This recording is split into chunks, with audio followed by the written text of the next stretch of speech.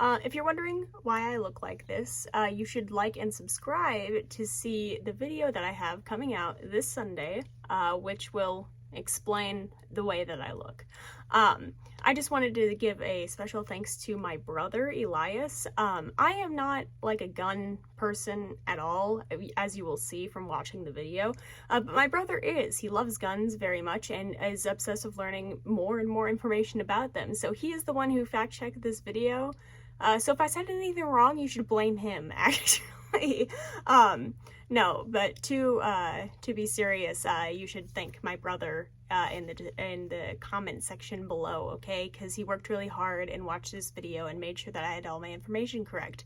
Also, if you see this face again, I don't know if you will, but if you do, it's because he fact-checked something and I'm cutting in real quick to provide some extra context or to correct myself. Hi. So today I'm going to be talking about kind of a serious issue, so I totally understand if you don't want to stick around for it, but I'm going to be talking about the sort of gun culture that we have in America today and what sort of led up to that. So I'm going to be breaking it down into my specific experience with gun nuts and into a brief history of United States gun laws. Gun culture in the United States has a very weird spectrum where on one end you have just like kind of normal people who just own a gun for their own protection, and then on the other hand you have like insane right-wing extremists who are preparing for the apocalypse, the end of the world, and they're stocking up on as much guns and ammunition as they can get. So I'm going to talk very briefly. I'm going to get personal on a YouTube video, but I'm going to be sharing my experience with gun people living in the general southern area of the United States. And then I will get further into, again, U.S. gun laws and why we are this way. So my dad's side of the family is extremely conservative, very much so, and very much so pro-gun. In fact, so my parents don't love each other, so whenever I would go over to my dad's house on the weekends, my dad and my aunt, and generally a couple other members of my family, would always try to, like, instill this idea that I need to learn to shoot guns and I have to learn how to shoot a gun and I have to take like lessons and training for it. And it was just a very weird experience, especially because I would tell them over and over again, I don't want to shoot a gun, I'm just not interested in that, I just don't really want to do that. And they just kept pushing and would not give up until my mom told them, hey, they're not going to shoot a gun, you guys need to let go. But they didn't let go. In fact, they kept pushing a lot. My dad sort of let up a little bit, which I will give him some credit for. But overall, my aunt most definitely continued very much so. My aunt is a firearms trainer, so she's very much so women shooting guns. She's very pro women shooting guns in that aspect. So, sorry, this is gonna get a little sad, I guess. Fuck off, I don't care. My grandfather died last year, right? This is my dad and my aunt's father. This is the man who raised them. We, not at the funeral, but afterwards, when we were hanging out just at my grandmother's house, trying to, you know, get over the awful day that we had had going to the, again, I cannot stress this enough, the funeral of my grandfather. My aunt approaches me. I am just like on my phone trying to sort of forget that this day had ever happened, just trying to move on with my life. And my aunt comes up to me and she goes, you know, I used to be pretty scared of guns too. But, you know, the person who stopped me from being scared of guns, the person who helped me out of that was Grandpa, actually. He took Gabriel, her son, out shooting without my permission, which I was pretty mad at the time, but it led me to realize that guns really aren't that scary and that it's okay to shoot them. And I was livid. What is wrong with you? Your dad died. Your dad is dead. He is in the process of being buried as we speak, dude. What is wrong with you? Why are you using the death of your father, my grandfather, to try and push this gun agenda? It was atrocious. I could not comprehend. Like, at the time, like, I didn't want to start anything, so I was just kind of like, okay.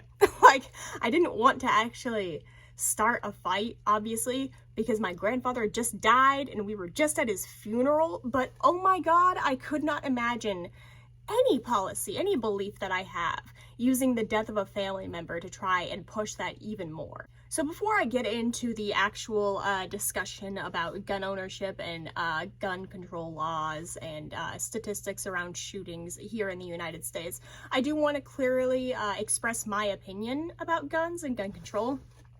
I by no means think that guns themselves are the problem, of course. I think mass unchecked gun ownership and a lack of mental health services are largely a reason for why we have so many tragic incidents here in the United States. That being said, I absolutely support background checks, mental health checks, waiting periods, and limitations on how many firearms and what kind of firearms you can own.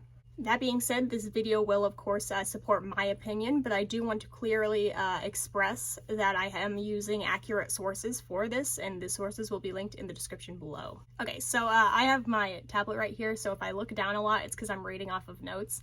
But let's start off with some mass shooting statistics about the United States. Through the National Institute of Justice, the Violence Project ran a study of the last 50 years, 53 years technically, from 1966 to 2019, in which they researched 167 mass shootings. Of those shootings, over half of those occurred after the year 2000, and 20% of those occurred after the year 2010. Of course, there have been more shootings than just 167, but that was the amount of shootings that they accounted for in the research spread throughout those years. Also, according to the National Library of Medicine, states that have looser gun laws, like less gun restrictions, tend to have more gun-related incidents. Also, a majority of gun owners are conservatives. Speaking of which, let's get into conservative talking points.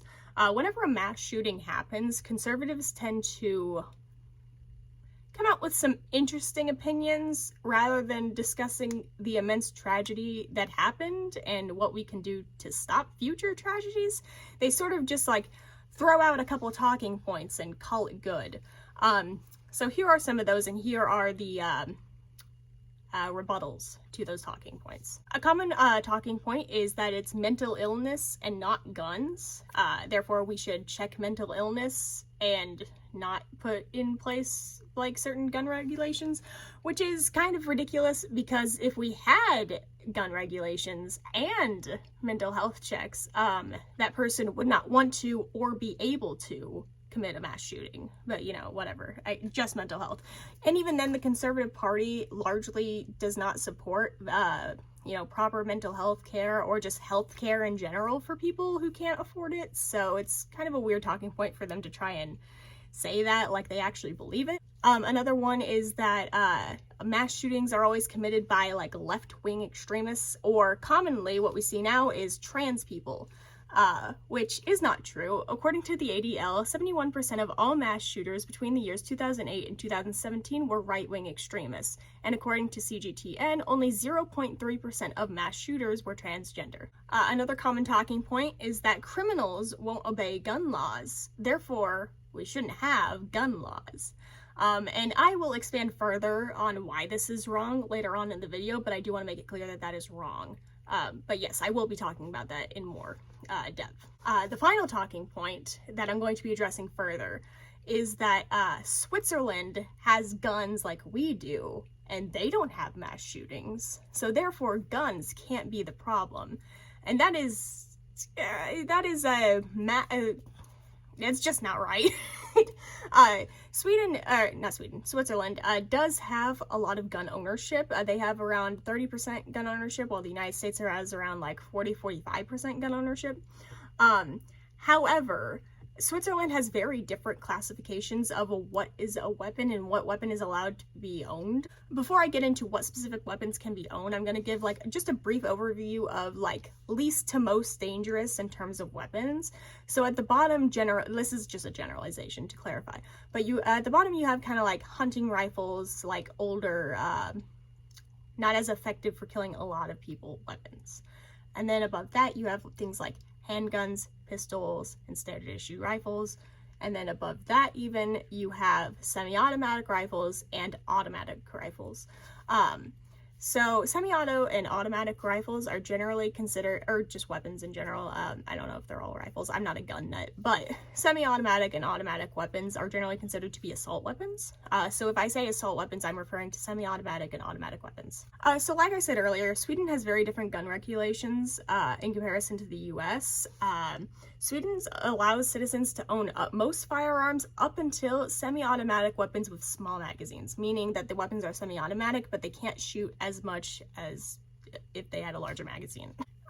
Whereas in the United States, as of today, as of fucking April 2nd, 2023, the United States has no federal laws against what kind of weapons can generally be owned other than like a tank, I guess. Hey, so apparently under federal law, you can own a tank. Fuck me. Which means that it's up to state laws, and I will get into state laws later on in the video.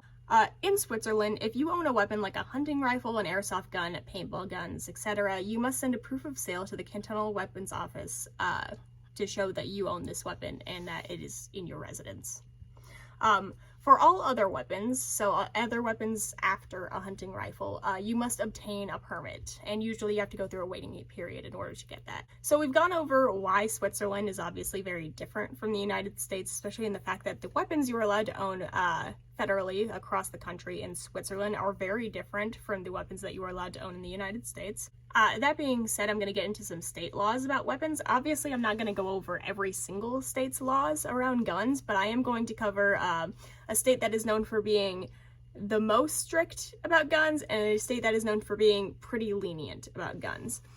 So California is known to have some of the strictest gun laws in the countries. These limitations include 10-day waiting periods, background checks for all buyers.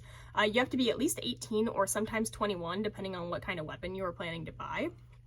Automatic weapons cannot be bought, and you must have a permit for concealed carry, and in general, you may not open carry. There are some exceptions for open carry, depending on what county you live in, however.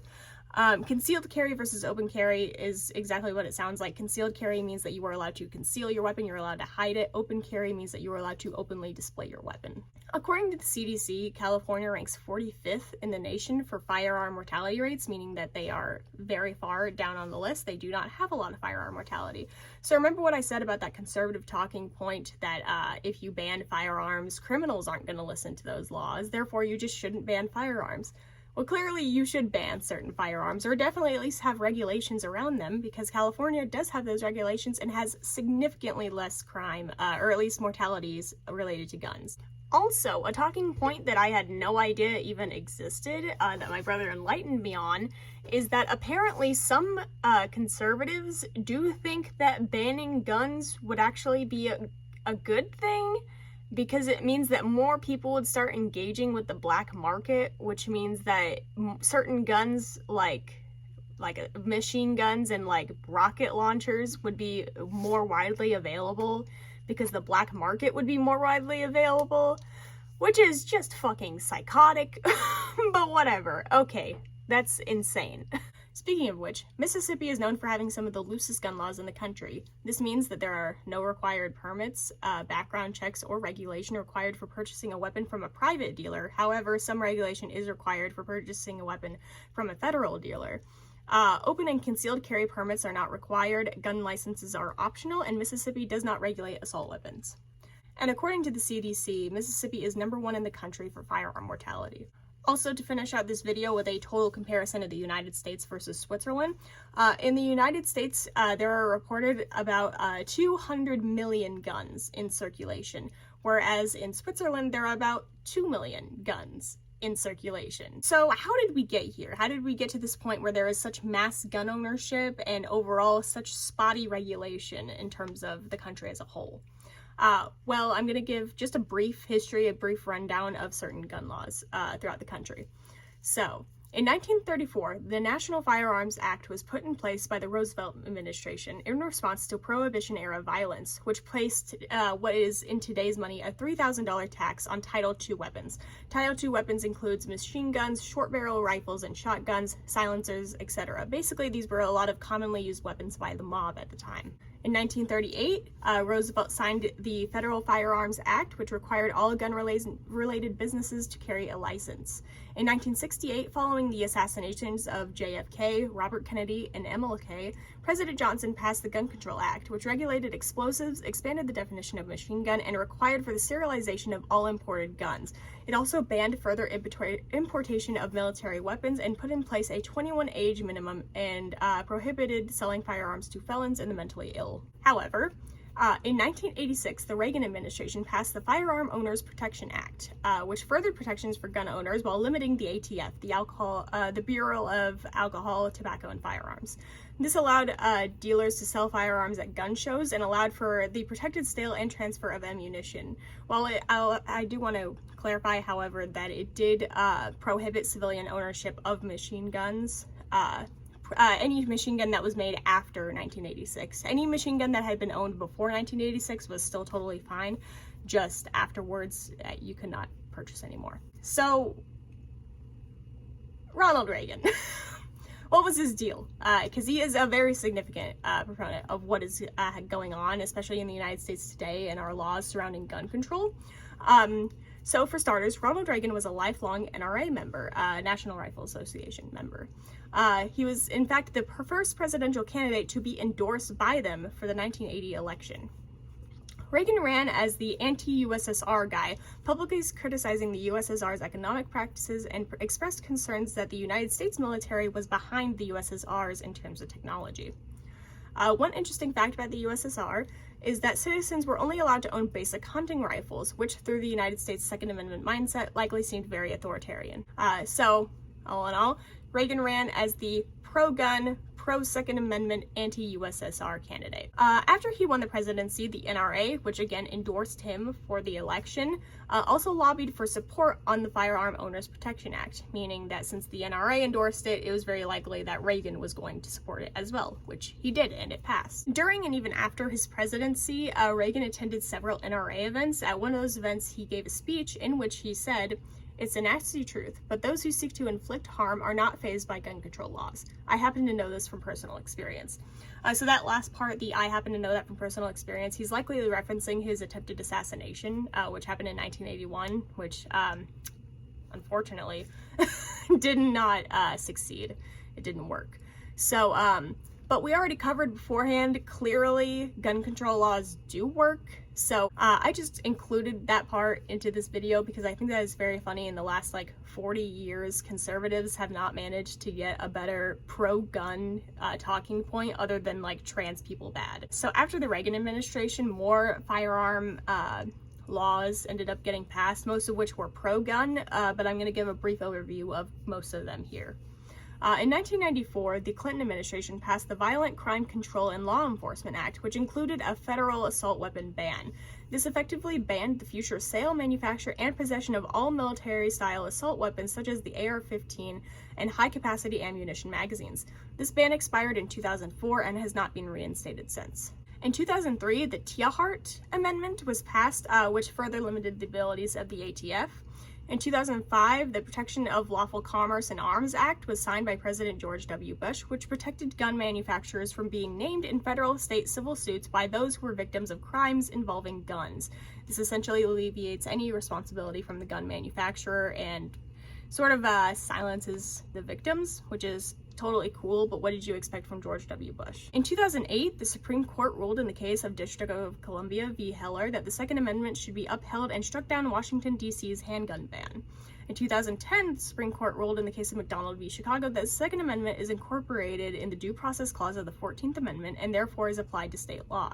In 2016, the Supreme Court ruled in the case of Citano v. Massachusetts that all firearms, including those made after the Constitution, are applied under the Second Amendment, meaning that if they came out with a new gun tomorrow, that gun would be protected under the Second Amendment as well.